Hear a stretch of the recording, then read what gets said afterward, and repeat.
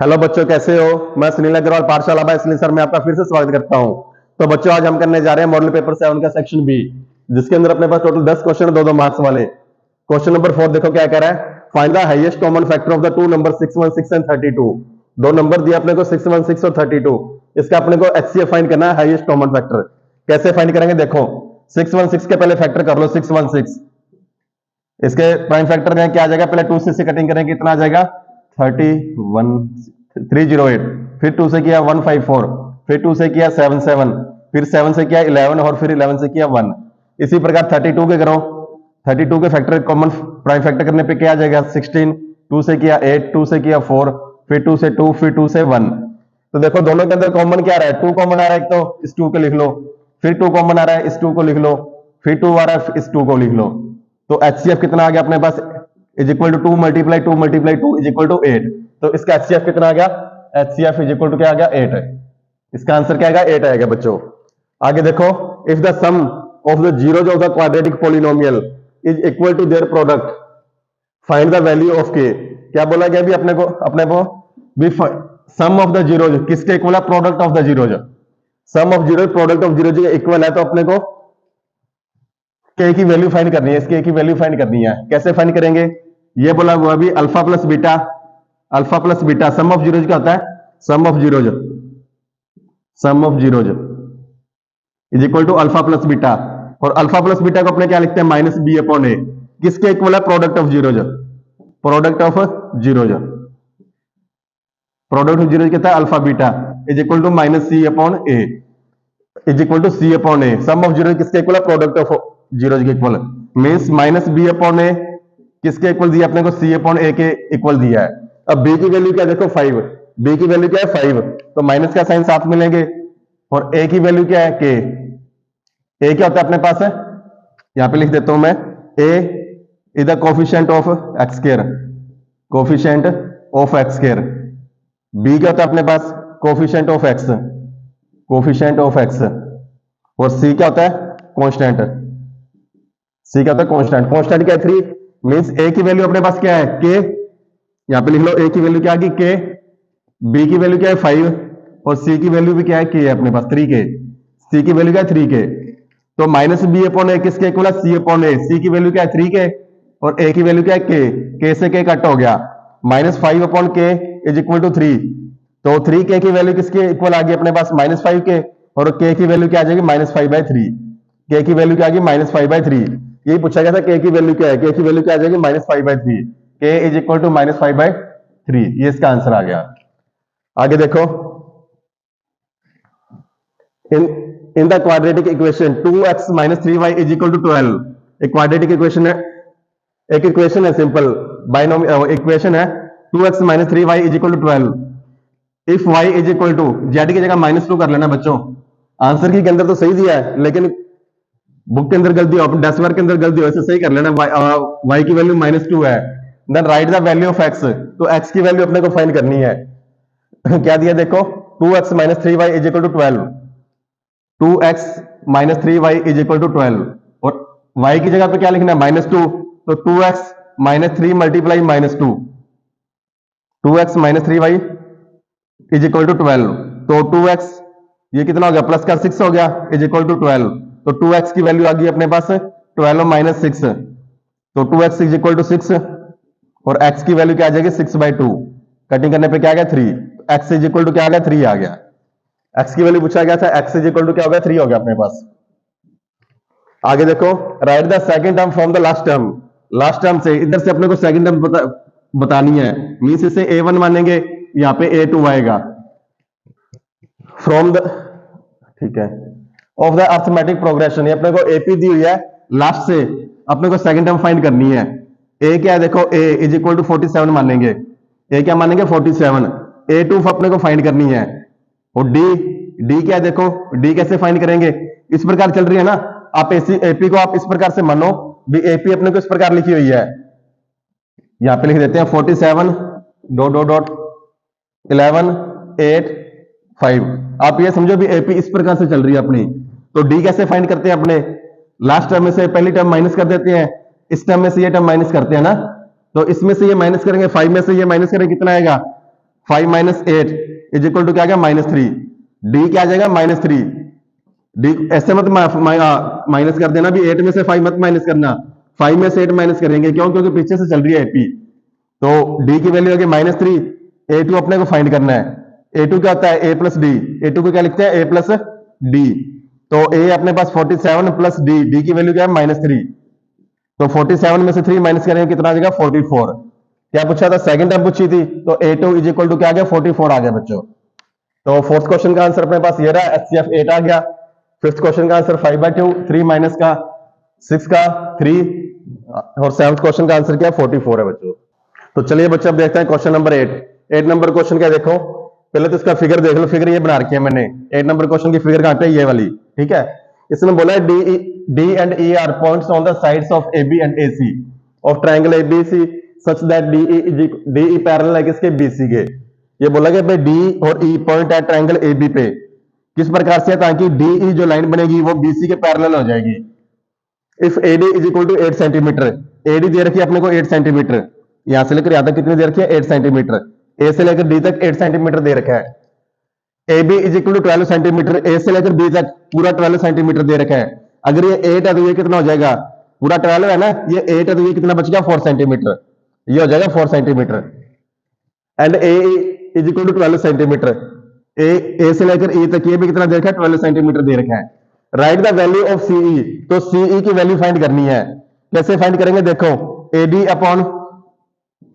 Upon D B किसके इक्वल हो जाएगा? एई अपॉन सी के, एई अपॉन सीई। ये A D upon D B is equal to A E upon C E by BPT theorem, by BPT theorem लिख देना, बाय बीपीटी थ्योरम, ठीक है। बीपीटी थ्योरम से क्या हो जाएगा? एडी अपॉन डीबी किसके इक्वल हो जाएगा? A E upon CE. अब एडी की वैल्यू दे रखी है 8, डीबी की वैल्यू दे रखी है 4, एई की वैल्यू है 12 और सीई की वैल्यू अपने को फाइंड करनी है। देखो कटिंग करते ये बन गया 1, ये हो गया 2, 4 के टेबल से कटिंग करने पे ये 1 आ गया, ये 2 आ गया। तो 2 सीई किसके इक्वल आ गया? 12 के इक्वल आ गया। तो सीई की वैल्यू क्या हो जाएगी? 12/2। कटिंग करने पे क्या आ गया? 6। तो CE is equal to 6 centimetre. C पूछा गया था कितना? सीई कितना आ जाएगा? 6 सेंटीमीटर आ जाएगा। सी इज इक्वल टू 6 सेंटीमीटर, ये इसका आंसर आ गया। If p -1 1 is the midpoint of the line segment joining the points a -3b and b 1 b plus 4, then find the value of b। क्या बोला गया? अभी अपने पास एक लाइन सेगमेंट है, ये एक लाइन सेगमेंट है, इसके पॉइंट्स अपने पास a और b, और इसका जो मिड पॉइंट है, मिड पॉइंट को उन्होंने बोल रखा है p, मिड पॉइंट को बोल रखा है p। a के अपने को जो पॉइंट दे रखे हैं वो दे रखे हैं -3 और b के पॉइंट दे रखे हैं 1 और b plus 4, और p के पॉइंट दे रखे हैं -1 1। तो ये बोला मिड पॉइंट है, मींस दोनों इक्वल पार्ट के अंदर डिवाइड है, 1:1 के अंदर है। तो अपने को b की वैल्यू फाइंड करनी है, b की वैल्यू फाइंड करनी है। कैसे फाइंड करेंगे? देखो पहले तो आपको ये पता होना चाहिए इसके अंदर, इसे मानते हैं अपने x, इसे माना जाएगा y, इसे माना जाएगा x1, इसे y1, इस पॉइंट को माना जाएगा y2 x2, इस पॉइंट को मानेंगे x2 और इस पॉइंट को मानेंगे पूरे को y2। अब y कैसे निकालते हैं अपने? y is equal to y2 plus y1 upon में 2। y की वैल्यू कैसे निकालते हैं? ये वाला y पॉइंट है ना, जिससे इसकी वैल्यू कैसे निकालते हैं? y2 प्लस y1 अपॉन में 2। अब y की जगह पे क्या लिखेंगे अपने? 1 इज इक्वल टू y2 की वैल्यू क्या है? b प्लस 4 प्लस y1 की वैल्यू b अपॉन में 2। तो 1 is equal to 2b plus 4 upon में क्या आ गया? 2। तो 1 इज इक्वल टू, दोनों के अंदर कॉमन ले लो, कॉमन क्या आ जाएगा? 2 कॉमन आ जाएगा। तो क्या बचा? b प्लस 2 अपॉन में 2 से 2 कैंसिल हो गया। तो b प्लस 2 किसके इक्वल आ गया? इधर लिख लेते हैं, ठीक है। b plus 2 is equal to 1, b plus 2 किसके इक्वल है? 1 के इक्वल। तो b की वैल्यू क्या आ जाएगी? 1 - 2, तो b is equal to -1। b की वैल्यू क्या आ गई? -1 आ गई। b की वैल्यू फाइंड करनी थी, तो b इज इक्वल टू -1 ही इसका सोल्यूशन आ गया। आगे देखो, if sine alpha is equal to 1/2 and cos beta is equal to 1/2, then find the value of alpha plus beta. ये दे रखा है भी साइन थीटा की वैल्यू अपने को 1/2 दे रखी है और कोस थीटा की वैल्यू 1/2 दे रखी है। तो देखो sine alpha is equal to 1/2, sine कितने डिग्री के एंगल, कितनी डिग्री की वैल्यू 1/2 होती है? 45 डिग्री की, इज इक्वल टू 45 डिग्री। 1/2 किसकी वैल्यू होती है 45 डिग्री की, नहीं सॉरी 45 की तो 1/√2 होती है, 1/2 किसकी होती है 30 डिग्री की, किसकी होती है 30 डिग्री की। और कोस अल्फा कोस बीटा भी कितना दे रखा है 1/2, और कोस 1/2 किसकी वैल्यू होती है 60 डिग्री की, कोस 1/2 किसकी वैल्यू होती है 60 डिग्री की होती है। तो पूछा गया अपने से अल्फा प्लस बीटा, क्या पूछा गया अल्फा प्लस बीटा, मीन्स इन दोनों एंगल का सम पूछा गया है, alpha plus beta is equal to 30 degree plus 60 degree, तो कितना हो गया is equal to 90 degree. Alpha plus beta कितना आ जाएगा 90 डिग्री आ जाएगा। तो इस क्वेश्चन का सोल्यूशन क्या अपने पास 90 डिग्री आ जाएगा। ठीक है, आगे देखो, at a point 40 metre away from the base of a pillar the angle of elevation of the top of the pillar is 60 degree, find the height of the pillar. तो trigonometry वाला question है, पहले तो अपने क्या करेंगे triangle बना लेंगे, राइट एंगल ट्रायंगल। ये राइट एंगल ट्रायंगल बना लिया, इन्होंने एंगल दे रखा है 60 डिग्री का, एंगल 60 डिग्री दे रखा है। इस पिलर की हाइट पूछा है, पिलर की हाइट पूछा है, और बेस की डिस्टेंस दे रखी है 40 मीटर, जो बेस है वो दे रखा है अपने को 40 मीटर। ठीक है, ये डिस्टेंस अपने को पिलर से 40 मीटर दे रखी है। तो हाइट फाइंड करनी है, कैसे फाइंड करेंगे पंडित बद्री प्रसाद वाले से।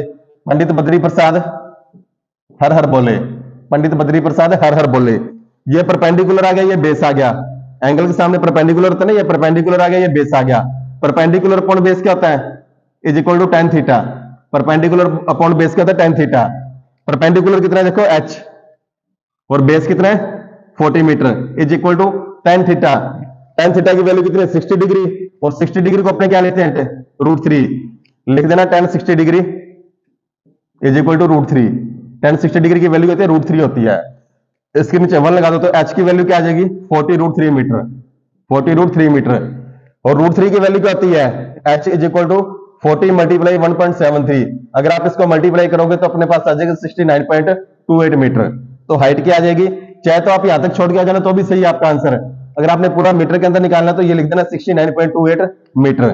तो पिलर की जो हाइट है वो कितनी आ गई 69.28 मीटर आ गई। तो बच्चों 8th क्वेश्चन का आंसर अपने पास 6 सेंटीमीटर आ गया, 9th का आंसर -1 आ गया, 10th का क्वेश्चन 90 डिग्री आ गया, और 11th का क्वेश्चन है जो आंसर है वो कितना आ गया 69.28 मीटर आ गया बच्चों। तो चलिए बच्चों अब देखते हैं क्वेश्चन नंबर 12। क्वेश्चन नंबर 12 क्या है देखो, if the tangents R A and R B to the circle with centre of from point R incline to each other at an angle of theta and angle AOB is equal to 40 degree, then find the value of angle theta. क्या बोला गया, एक circle है, circle के ऊपर दो tangent अपने draw करेंगे, सर्कल के ऊपर एक ये टेंजेंट ड्रॉ कर दी और ये वाली टेंजेंट ड्रॉ कर दी। इस टेंजेंट्स का नाम अपने को क्या दे रखा है, ये पॉइंट आर है, आर से आर ए और आर बी, आर ए और आर बी दो अपने टेंजेंट ड्रॉ कर दी, और सेंटर क्या ले लिया इसका ओ।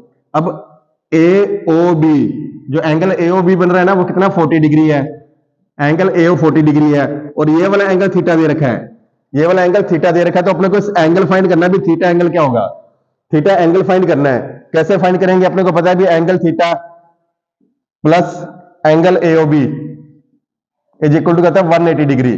दोनों आपस में कितना होता है 180 डिग्री होता है। एंगल ये वाला एंगल और ये वाला एंगल आपस में दोनों कितने होते हैं 180 डिग्री होते हैं।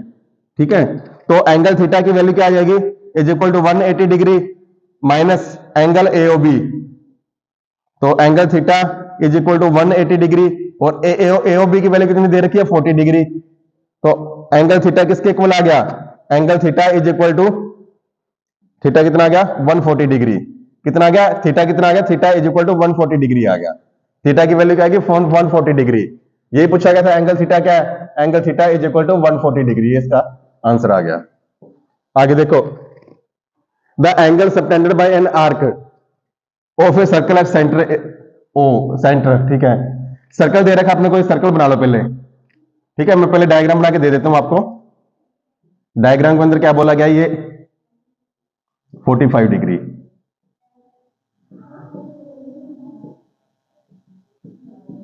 ठीक है। क्या दे रखा है, angle subtended by an arc of a circle at the centre of circle with 45 degree. Arc centre से एंगल बना रही है 45 डिग्री का, ये बोला गया। If the length of the arc is 5 pi centimetre, arc की जो लेंथ है ना वो कितनी है 5 पाई सेंटीमीटर है। डैश वर्क के अंदर ये सीधा 5 सेंटीमीटर लिखा हुआ है, ये लेकिन ये 5 पाई सेंटीमीटर है। आप सोल्यूशन के अंदर देखोगे ना जब, तो ये 5 पाई है वहां पे, तो 5 पाई कर लेना। Then find the area of the smaller sector, तो इस एरिया, इसका एरिया फाइंड करना है स्मॉलर सेक्टर का। अपने को कैसे फाइंड करेंगे, देखो सबसे पहले अपने को आर्क दे रखी है ना, तो आर्क वाला फॉर्मूला लगाएंगे, मींस इसके सर्कमफ्रेंस वाला फॉर्मूला। आर्क का फॉर्मूला क्या क्या होता है अपने पास, arc of the sector is equal to 2 pi r multiply theta upon 360 degree. Arc find करने का फॉर्मूला क्या होता है, 2 pi r multiply theta upon 360 degree. तो इज इक्वल टू, ये दे रखी है आर कितनी दे रखी है 5 pi, is equal to 2 pi r multiply 45 upon 360 degree. ठीक है, कटिंग करने पे क्या आ गया 1/8 आ गया, ये कटिंग करने पे क्या आ गया 1/8। पाई से पाई कैंसिल होगी, तो क्रॉस मल्टीप्लाई करो, देखो 40 क्रॉस मल्टीप्लाई हो जाएगा ना, 40 is equal to 2r, 2r की वैल्यू क्या आ गई 40, तो r की वैल्यू क्या आ जाएगी 20 सेंटीमीटर। r की वैल्यू कितनी आ गई 20 सेंटीमीटर आ गई। अब एरिया फाइंड करना है, एरिया कैसे फाइंड करते हैं अपने, देखो लेंथ ऑफ आर्क भी अपने पास l भी आ गई, l कितनी है 5 पाई, लेंथ ऑफ आर्क को क्या बोला था l कितनी है 5 पाई, और r कितनी है 20 सेंटीमीटर। तो एरिया कैसे फाइंड करेंगे, area of sector is equal to 1/2 multiply LR, 1/2 multiply LR। जब अपने पास लेंथ ऑफ आर्क होती है, रेडियस भी होती है, तो डायरेक्ट ये फॉर्मूला लग जाता है। तो 1/2 मल्टीप्लाई L की वैल्यू क्या है 5 पाई, और R की वैल्यू कितनी है 20, तो ये कटिंग कर दिया, कितना आ गया 10। तो 5 मल्टीप्लाई पाई के लिख लो 3.14, और मल्टीप्लाई ये कितना आ गया 10 आ गया। जब आप इसको पूरे को कैलकुलेशन करोगे तो कितना आ जाएगा 157 सेंटीमीटर स्क्वायर। तो इसका एरिया कितना आ जाएगा 157 सेंटीमीटर स्क्वायर आ जाएगा। एरिया पूछा गया था अपने से, एरिया फाइंड करना है, स्मॉलर सेक्टर का एरिया फाइंड करना है, स्मॉलर सेक्टर का एरिया कितना आ गया 157 सेंटीमीटर स्क्वायर आ गया। तो बच्चों क्वेश्चन नंबर 12 भी कंप्लीट, 13 भी कंप्लीट, और सेक्शन बी भी अपना पूरा का पूरा क्या हो गया कंप्लीट हो गया। अगर बच्चों फिर भी अगर आपको कोई डाउट है तो आप हमें कमेंट कर देना, आपको उसका सोल्यूशन मिल जाएगा। अदरवाइज बच्चों आप हमें सपोर्ट करें, हमारे चैनल को शेयर करें, लाइक करें और सब्सक्राइब करें। थैंक यू बच्चों।